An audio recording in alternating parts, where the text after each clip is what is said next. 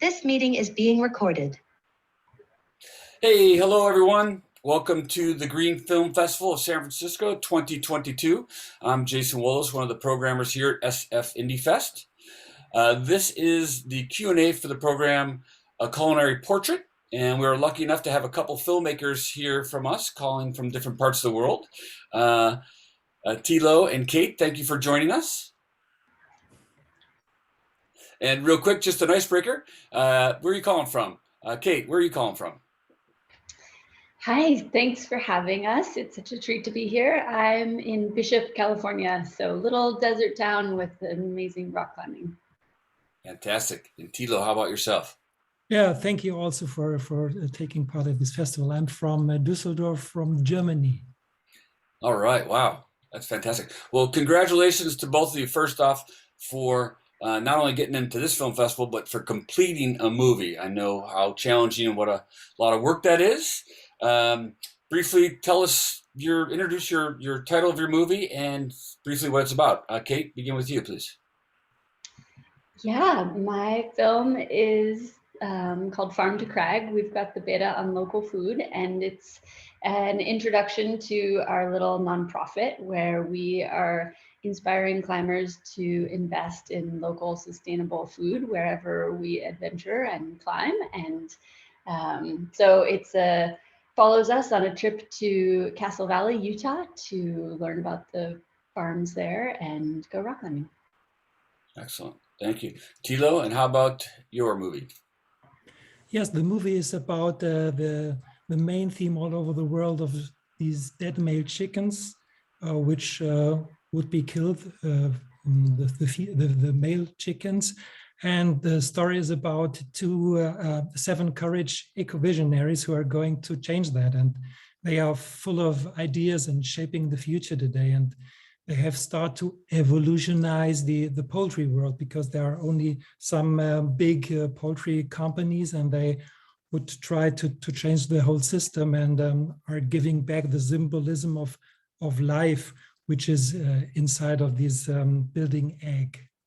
And that fascinates me most because of they are very courageful doing that. Yeah. Well, and very important topics to be discussed and shared with. What was your inspiration? What was your spark? How did you start this movie, Tilo? Why did you start making this movie? I met these guys, Jason. I met these guys, and I was fascinated about what they are doing because they earn less money than all the other guys, but they have a kind of idealism.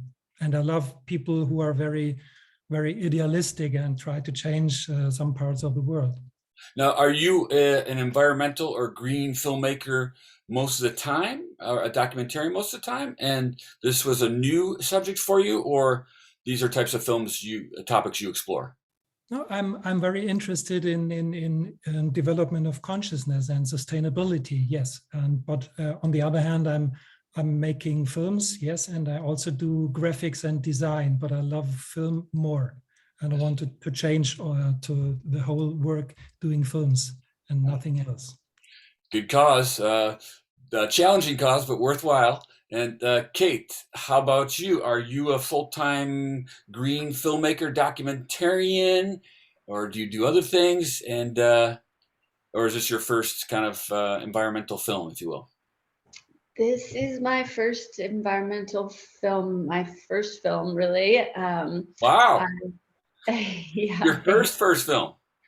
First. I mean, I guess we sort of made one on the iPhone with our community members, but this was quite difficult for me and really fun to dive into this medium. It's so powerful and beautiful to use, moving pictures. And I have been a longtime professional rock climber, and so have worked with a lot of incredible photographers and understand sort of the power of showing beauty and how motivating it is to inspire people to protect the planet, really. And I was very inspired a couple years ago to start speaking to climbers about sustainable, regenerative, organic agriculture as a way to really combat climate change, and sort of this positive force and, you know, positive thing we could do every day. And you know, film seemed like a really obvious way to convey that to the rest of our community. So dove in with a great friend of mine who knows how to work a camera, and yeah, kind of took it from there. On a quick note too, both your films are really well made. Congratulations, they're really beautiful too. Some great cinematography and scenes, and also some little bit challenging visuals to watch. In particular with Eggvolution, it was not brand new to me, but a little bit still difficult to watch. And how was that for you, Tilo, to include? But you know, the truthful nature of some of these scenes. Yeah, the part of the hardest part is not shown, because I think it's a kind of image which is developed in the brains, and I do not want to show that, because my main focus is on the courage and the ideas of these people. Right. I want to change that and show the possibilities to create some kind of new system. And this was my focus, not showing the bad things, because we all know that. Right. Yeah, and these eco visionaries are quite amazing. You know, every day I think about like, how can I make the world a better place for the planet and for wildlife, and it's hard to actually break from your patterns. So these people are pretty amazing. What's something that inspired you coming away from this project when you finished it? What was something you felt after you completed it? On the one hand, the film was finished, but the work is continuing, and they are completely going up and down and struggle sometimes and keep going on, and that fascinates me.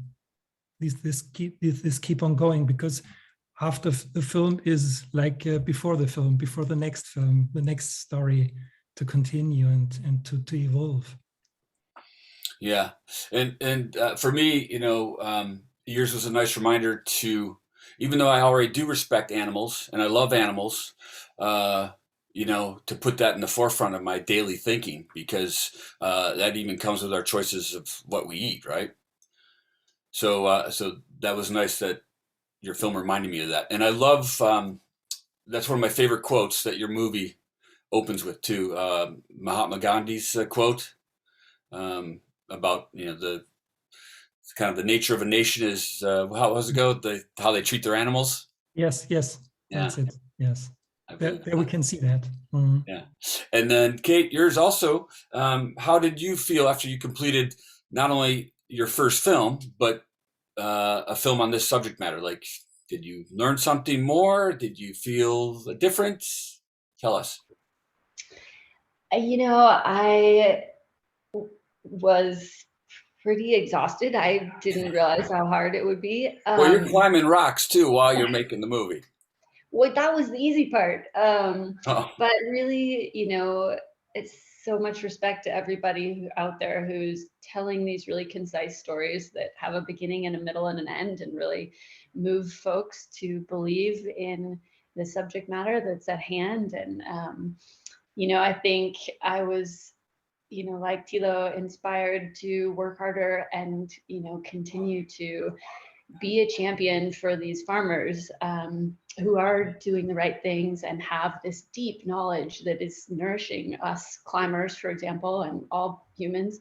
And, you know, there's so much like heroism in climbing and alpinism, and, you know, it's like this strength that people respect so much. And I would really like to shift that narrative into really heroing the farmers and that knowledge that comes from working with the land in this really like particular place for so long.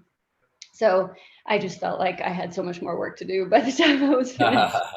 But also really inspiring. And it felt fun to create a piece of art that might tell our story to folks that I might not reach on a personal level. Right. Yeah. In filmmaking too, it's like the saying goes something like, you never really finish a film. You just kind of choose when to stop. It's like, it's like you can keep going.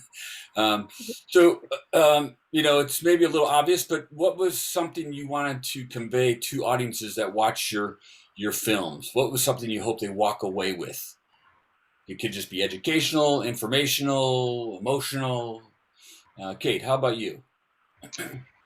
Yeah, for me, our film was this really direct, like, call to action to inspire people to use our map and other resources to find, local sustainable food wherever they travel. And so, not only to contribute to the map, if like in Germany, Thilo has incredible farms that have farm stands and fresh eggs, to put those on the map so that when we're climbing the Frankenjura or in the Alps, we can go to find the farms there, but to just make it really easy for people to invest in the right places and make these connections with farmers and like get to know the farmers and realize how badass they are, excuse my language, but I think that's my takeaway, is to like really invest in farmers who are doing it right and know their land. Well, that was a connection, I kind of felt between your two films too, just farmers or people that are supplying us consumers with our, needs, if you will, and how we, need to pay more attention to them and support them. Thilo, how about you? What is something you hope? I mean, I came away with a lot of things, but that you hope audiences come away with.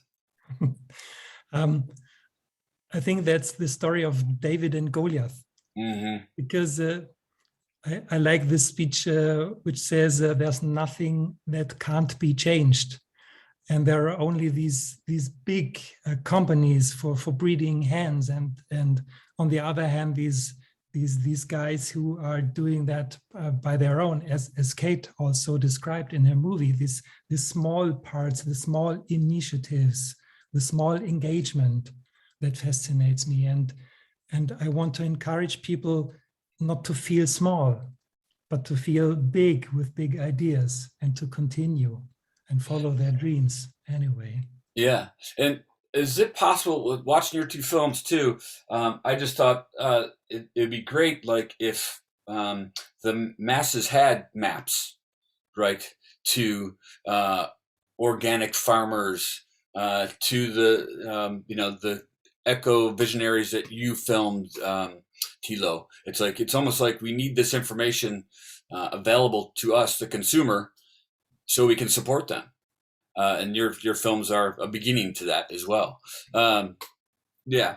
So, do you think that's possible? Do you think we're gonna head in the right direction and start supporting these smaller farmers and organic growers? I think it's happening slowly, but yeah, I mean, I feel like Thilo and I are the marketing department for the farmers, and how can we get more people to realize, how delicious the food is and how much more nourishing, and, how that in real life, the science with the carbon cycle, taking carbon out of the air and, reducing greenhouse gases, then creates a more nutrient dense plant, which creates healthier people. And, I think that once we all understand that feedback cycle of, more beautiful food from these smart farmers makes people feel better. And then, the individual health and the community health is higher. And, I think it will shift the paradigm so that we can invest more in these farmers who have the knowledge, and it will create a more viable lifestyle for them and encourage more people to do this kind of farming that we appreciate. So that's my hope, is that, through little films like this, through the pandemic, really making people realize where their food comes from and that the supply chains are broken sometimes, and to really realize that there is food in their own community. I think that's been hopeful to some degree with the local food movement. And yeah, I feel hopeful. And I feel like it's a simple thing people can do, is pay attention to their food and invest in the right food. Whereas some of these bigger challenges that face our society are harder to take individual action on. And so taking action on your food every day feels like a really joyful way to, you know, have a positive impact on the world instead of just being overwhelmed and sad. It So. seems like we're moving in that direction. I'm hopeful too. Tilo, are you hopeful? Have you become hopeful? Of course. What? Otherwise, the life doesn't make sense. That's true. Good point. And I don't want to bring this Q&A down. So yes, very hopeful. But what do you think the major roadblocks are for becoming more conscious and connected to our food sources and our food?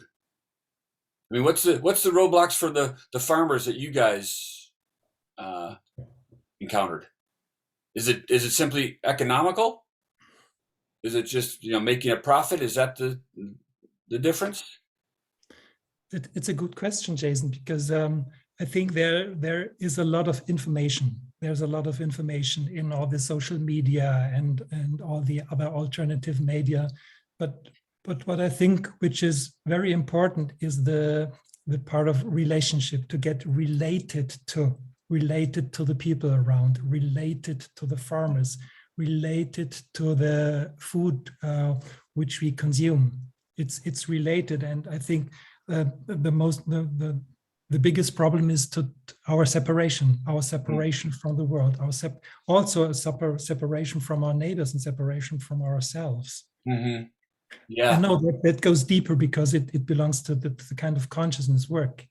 Yeah. That's a very, very important topic. Yeah. We're not connected, at least not all of us, on a daily basis to our food, our source of life, right?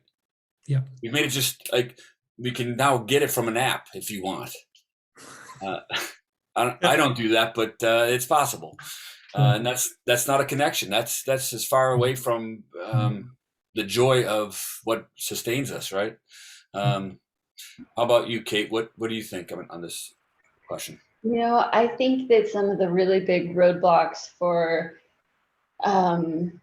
sustainable food systems come from our government policy, and where we're investing in research for organic farming is much lower funded in the United States than conventional agriculture, excuse me.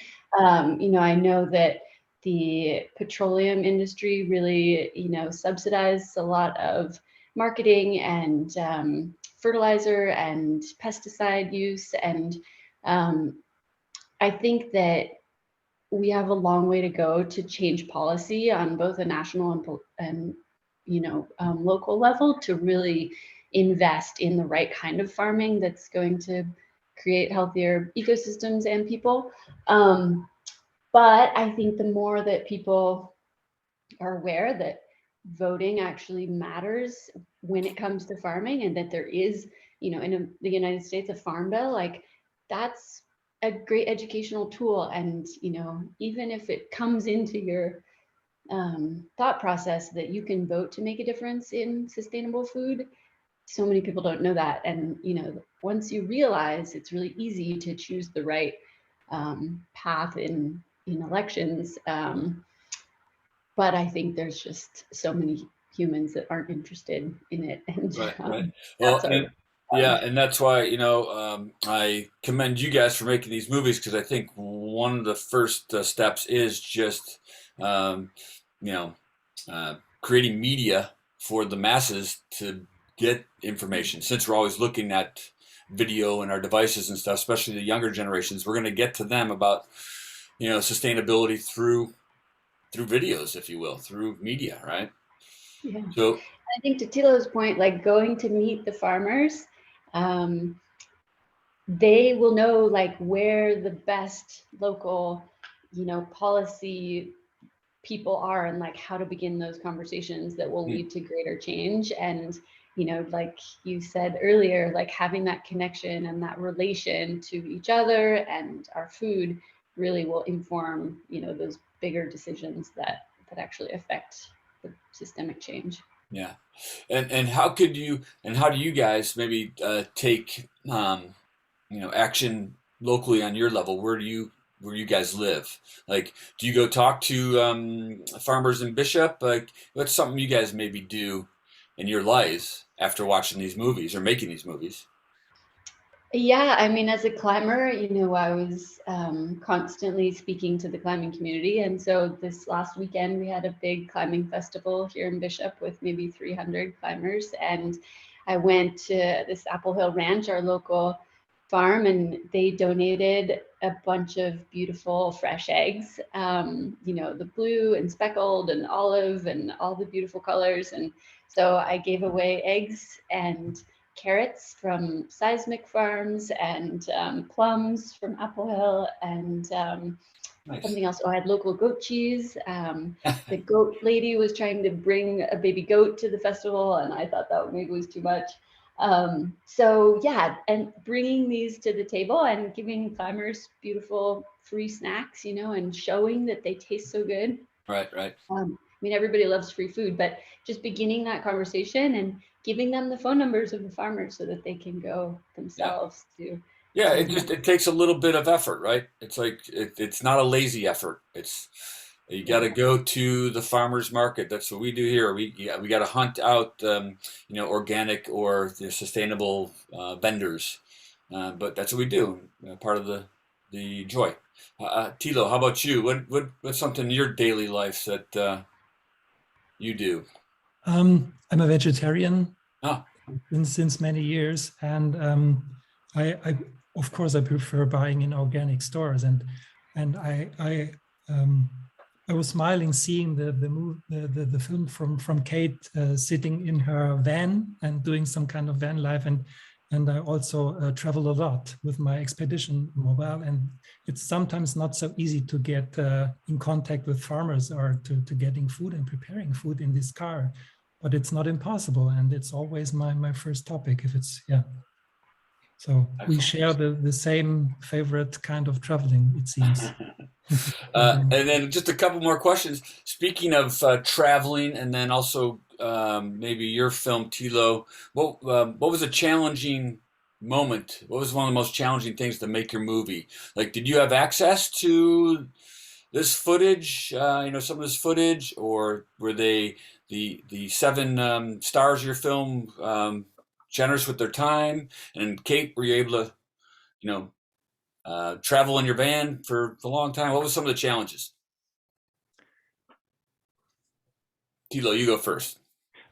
Yeah, challenges, because I think one of my big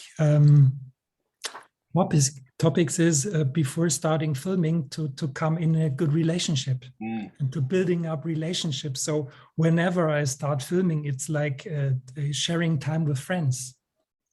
So challenging, maybe, the biggest challenge is doing all by myself, having talking, having a good conversation, building up a good space for a good space with trust, fulfilled with trust, and operating with a camera and controlling the audio, and having ideas for positioning the camera. And this is the challenge to do everything by my own. And then being very present for your subjects, who seemed very authentic and generous and very in the moment. It was really nice. Some of the shots, like the last couple shots of them walking, it was just very sweet.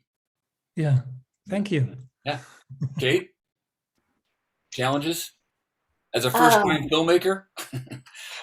Don't even get me started. But I appreciate Tilo's, ability to do it all yourself. That's so incredible. I had a really rad team of helpers and friends. Our director of photography, Ken Etzel, is like an amazing artist. Really, he made a film in Germany, Tilo, called Rockpunt with Alex Megos, who's one of Germany's premier sport climbers. But I had a lot of great advice from him, and obviously beautiful camera work. Our friend Jane Jackson, held this audio and asked some great questions of the farmers. Similar, it was a good challenge to try and build the relationships and ask the right questions, you know, to the farmers of what we wanted to learn and showcase. And then our editor, this guy, Jacob Bain, he's a musician. And so I felt like that brought this really cool aspect to it, to like, you know, bring that audio experience to the climbing, to the whole thing. So that felt really lucky. It was all done in a very short time frame. I have many hats that I wear, and I flew directly from Castle Valley, where we did the filming, to Nepal for a month of climbing. And I was a bit distracted, to be honest, by both of those things. And it was a bit wintry still. Like the farms had not really started producing because it was still pretty cold. And so it was difficult for us to fit our timeline for filming into everyone's lives, including the farm life. And, you know, I was a little sad that we couldn't wait until it was, you know, a more green season, but it was also perfect climbing season. So it's a balance of all the things. So we just have time for maybe one more question. You can say some parting words or something I didn't ask you, but I will ask what is next for you both, and how can we like get the map? Are we able to purchase this map? Is there a way you can promote your map? And then Tito, how can you promote your work too? But anything else you want to say besides that stuff before we go? I love this sentence. We are telling stories to our children to help them fall asleep, and we are telling stories to the adults to help them to wake. And this is the thing. What such kind of great platforms like your film festival do that, and I appreciate that very much. So thank you at this point. Thank you. Appreciate that too. Thank you for making your film. We need more like that. And Kate, how about you? Any parting words? Yeah, similarly, you know, I've always loved the Rumi quote that says, "Let the beauty you love be what you do." And I feel like your film festival really showcases that in a lovely way. And for us, our Farm to Crag map is free to everyone to use. It's at farmtocrag.org/map. And it's really easy also to contribute your own farm stand or farmer's market or locally sourcing restaurant to the map, so that we can continue to send people to invest in these small, awesome local food producers. So yeah, thank you so much. You're welcome. Well, thank you both for making your movies and for making us help the planet even more, being aware of the planet. Congrats to both of you. Well, that's all the time we have. It was a pleasure meeting both of you. I wish we had more time. I hope to meet you in person someday. And thanks to the audience for watching. Yeah, thanks so much. Thanks, Jason. Thanks. Great pleasure.